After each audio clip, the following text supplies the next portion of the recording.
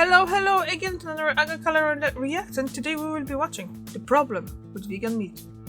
So to me there's already a problem because they shouldn't be called meat, because it's not meat, isn't it? It's a meat alternative, so the whole name should be in it.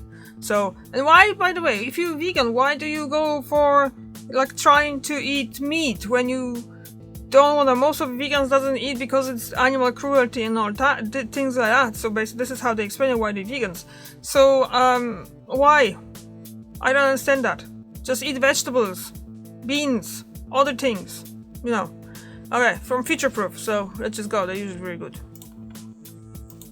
Only a few short years ago, it seemed like plant-based meats were the way of the future. McDonald's, Burger King, KFC, Taco Bell, Pizza Hut, and more were all announcing their own takes on faux meat meals. Big-name investors like Bill Gates, Leo DiCaprio were pouring their wealth into brands like Beyond Meat and Impossible Foods, and celebrities were giving their coveted seals of approval. But since then, fast food chains have been backing out of deals. Shares have dropped significantly, and the industry hasn't even put a dent into beef sales. So what happened? And is there any coming back?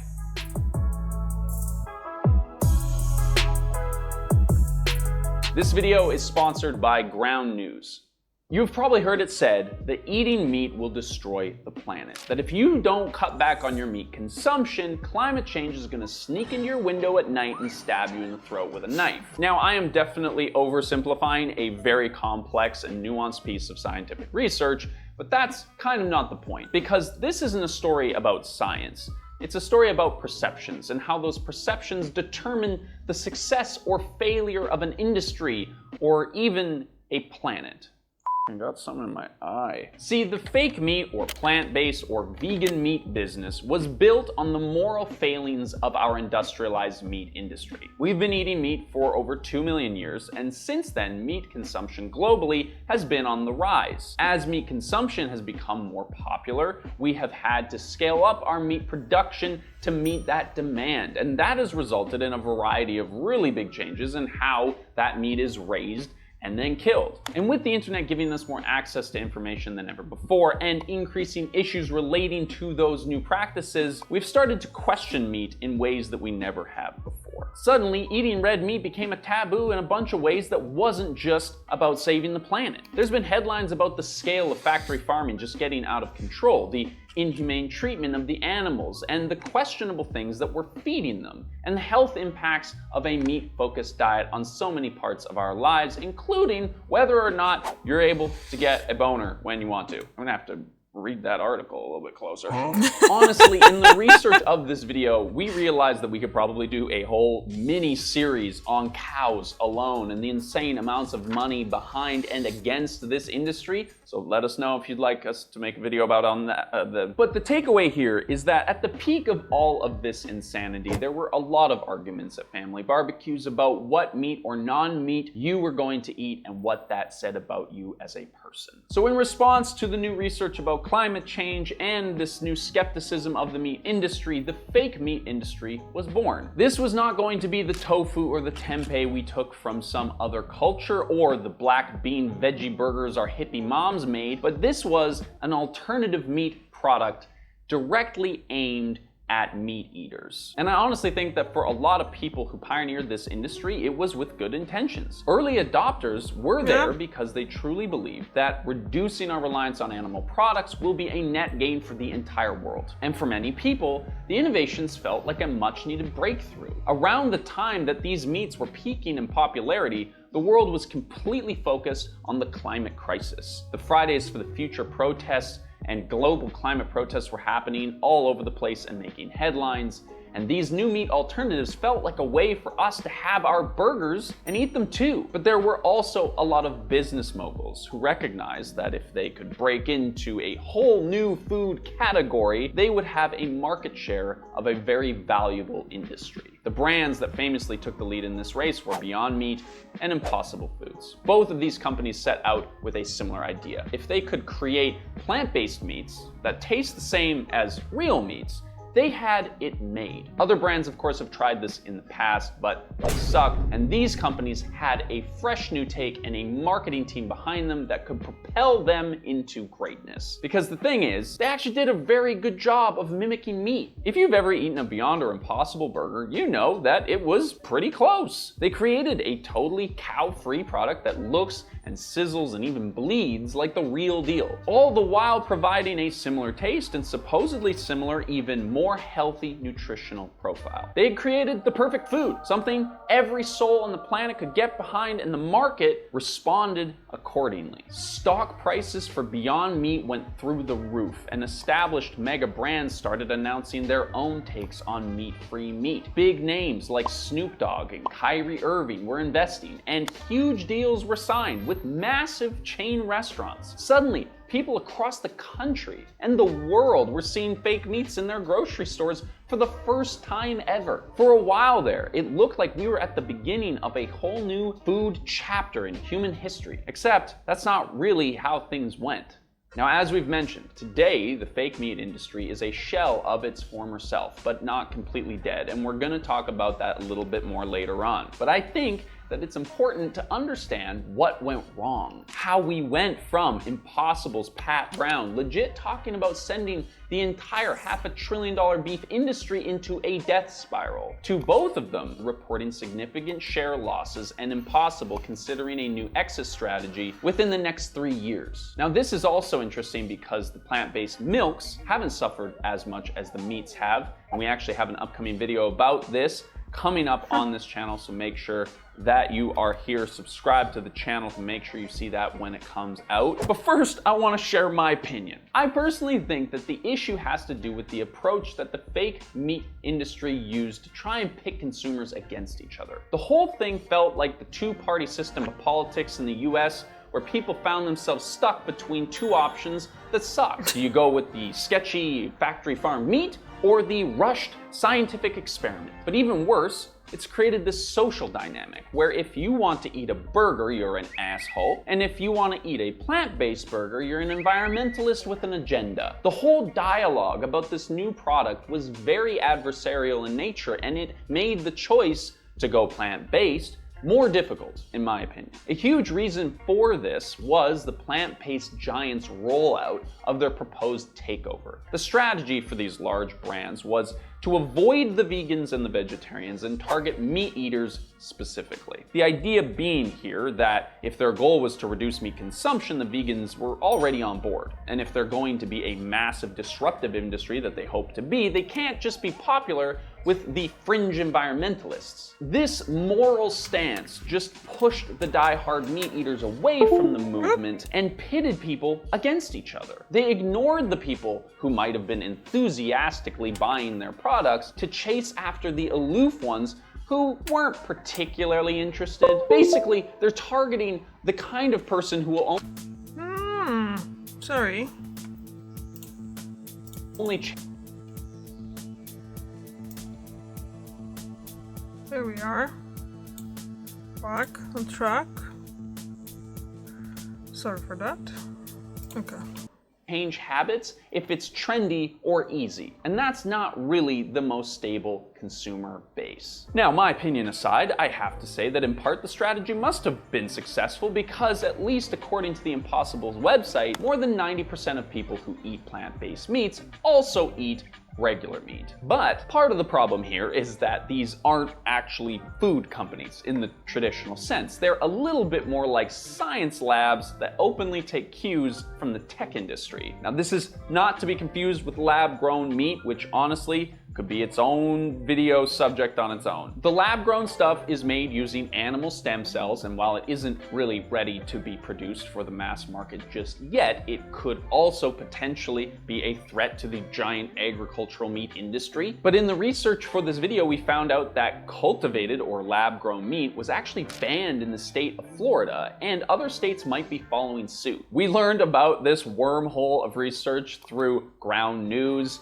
an app and a website that is dedicated to gathering thousands of news articles all in one place to give you the full context. We keep working with them because we love their platform and we think that you would love it too, so feel free to check them out at ground.news/futureproof. So here you can see that there are over 15 sources covering this story with context to where each source falls in the political spectrum, how reliable they are, and who owns them. A cool thing about Ground News is that you can compare all the articles in one place, so you can understand what's really happening. Yellowhammer News tells us that it's the second state to ban lab-grown meat, whereas The Blaze says banning lab-grown meat is peak culture war. I love being able to see all sides of the political spectrum because it lets us know things like where the left might be providing a more neutral analysis of the legislative developments, the right is emphasizing political intentions and their impact on consumer freedoms. Another awesome feature is their blind spot feed, which shows you what the left and the right are and are not focusing on. Here you get easy access to the other side's news reality to see the full picture of what's going on in the world. This is especially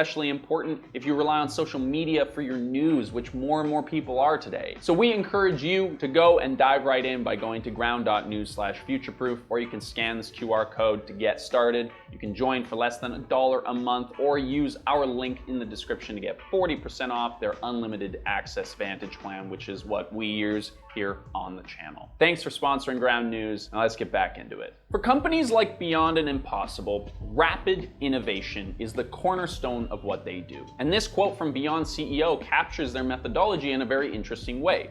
He says, "We're going to move more quickly than anybody else, and we're going to fail and recover more quickly." On paper, this is because the world is about to end, and we need solutions now. But it's also an issue of getting investors and consumers excited about the potential of this shift. We're a novelty-fixated generation, and this kind of product is partially dependent on that ooh factor that people get when buying the product for the first time. Or the money that could be made by investing in their stock. And probably rightly so, Impossible has been accused by critics for being led by PR and investor hype, instead of motivated by solutions that have proven beneficial for both the environment and public health. Now, of course, Impossible has many arguments to back up their position, including scientific research and the FDA's go-ahead, but that didn't stop people from being skeptical of this new category. The tech industry's move fast and break things motto might make sense for Facebook and Google, but some are of the opinion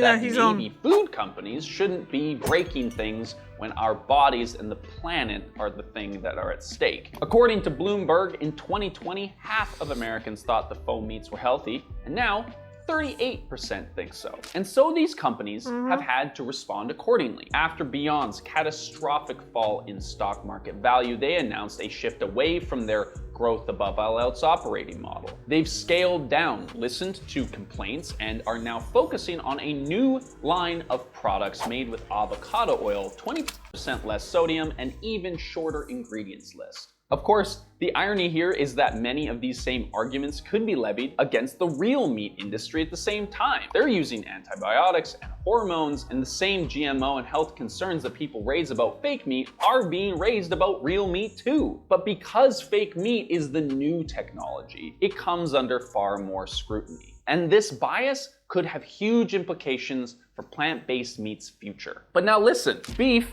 and other meats have reported health risks and are terrible for the planet, and yet most people are still eating it, and the biggest reason why is money. If you go to Walmart's website right now, you will find 6 Beyond Meat burgers for $17, or you can buy 8 beef burgers in the freezer section for $11.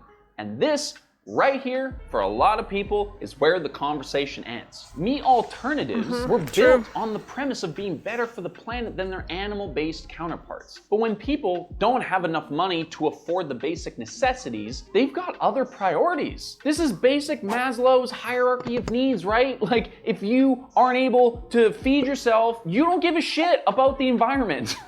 Now, part of the reason why plant-based meats are more expensive is because they're competing with a heavily subsidized firmly established industry. The cost of meat that you see in the grocery store is not a true reflection of what it costs to raise a cow and butcher it, but rather a complex web of inputs and outputs and government policy. The meat and dairy industry receives $38 billion a year in subsidies in the US alone. If you compare that with Beyond Meat's total market cap of about $450 million, you can see how it might be a little hard for them to compete. Add this to the fact that it costs money to develop a new product from scratch, market to a whole new customer base, bring things to scale, and then maybe even try to make it with ingredients that don't suck. And honestly, it would be surprising if they were even able to be on par with real meat prices. The reality is that plant-based burgers are a luxury item for most people today. And with all of that said, the industry still isn't dead yet. 'Tis but a scratch.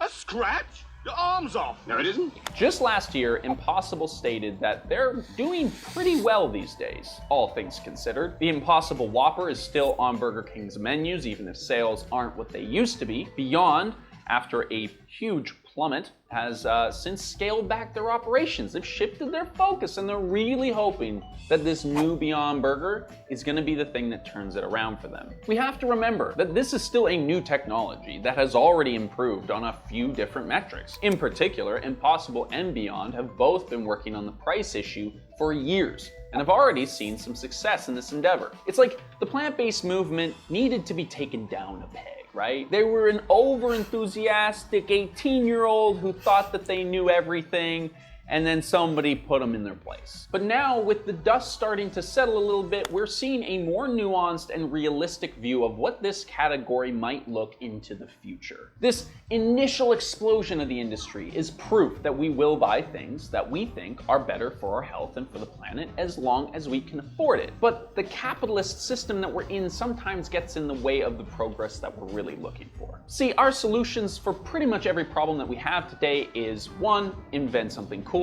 2, create a business around it, and 3, pray to the free market gods to sort out the rest. But we forget that the gods often have their own agenda. One of the things that we were struck by when we were looking and researching into this video is just how much money is behind all of this. Remember that this is fundamentally a story about the business tycoons of our world dueling it out to see who has control over our food. Just like political leaders and their parties today, the most powerful people know that they will see more success by villainizing their opponent or enemy rather than working on genuine solutions to the problem that they need to fix. You have to understand that the massive explosion of Beyond Meat as a stock and its inevitable downfall made a lot of people money. On one hand, you have Beyond Meat railing against big beef for painting their processes in a bad light. Meanwhile, mega billionaires like Bill Gates fund major news outlets that just happen to push the plant-based agenda in a way that benefits his investment. And I know you might be thinking, look, we're drifting into tin hat territory with this one. God